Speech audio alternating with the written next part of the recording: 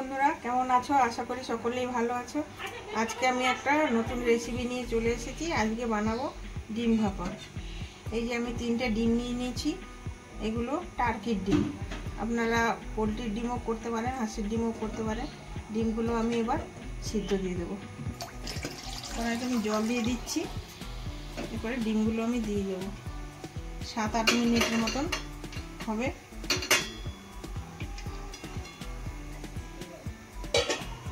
ঢাকা দিয়ে দেবো। ডিম ভাপার জন্য আমি একটা মশলা করে নেব। এখানে আমি কালো সর্ষে নিয়ে নিয়েছি 2 চামচ, আপনারা সাদা সর্ষেও দিতে পারেন। 1 চামচের মতন আমি পোস্ত দিয়ে দিয়েছি, পোস্তটা দেখানো হলো না। আর কিছুটা আমি নুন দেবো, নুন দিলে সর্ষেটা তিতো লাগবে না। এবার আমি একটা শুকনো পেস্ট করে নেব। দেখুন কত সুন্দর পেস্ট হয়ে গেছে, শুকনো পেস্ট হয়ে গেছে। এরপরে আমি এটা 2 চামচ দই দিয়ে দেবো,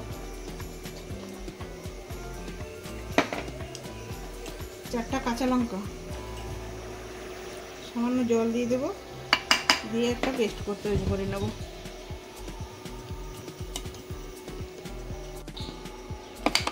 দেখুন সুন্দরভাবে পেস্ট হয়ে গেছে। ডিমটা সিদ্ধ হয়ে গেছে। এবার আমি তুলে নেব।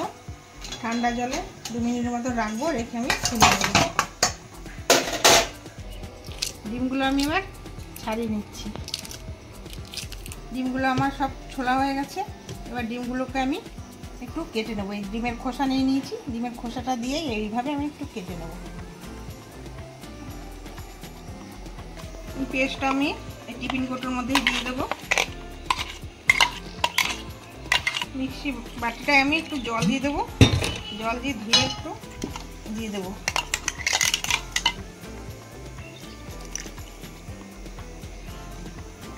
হলুদ দিয়ে দেবো,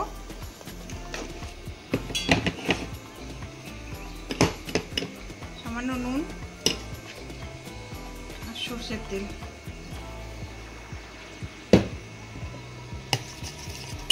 দিয়ে ভালো করে একটু মেখে নেব। এবার আমি ডিমগুলো দিয়ে দেবো,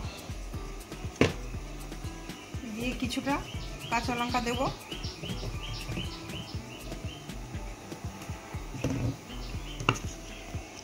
একটু মাখিয়ে দেবো এইভাবে।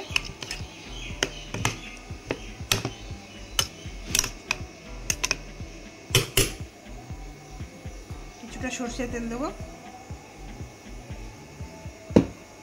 দিয়ে ঢাকা দিয়ে দেবো।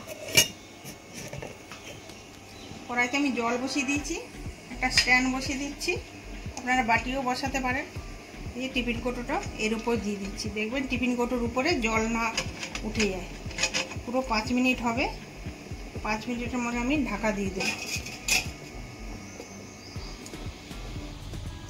5 মিনিটের মতন হয়ে গেছে। এবার আমি নামিয়ে নেব।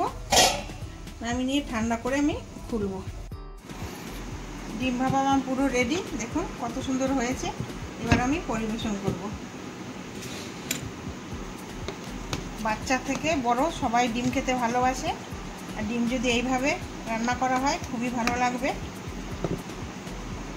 খুবই কম সময়ে খুবই তাড়াতাড়ি ডিম ভাপা তৈরি হয়ে যাবে। ভিডিওটা যদি ভালো লাগে লাইক শেয়ার কমেন্ট করবেন। ধন্যবাদ।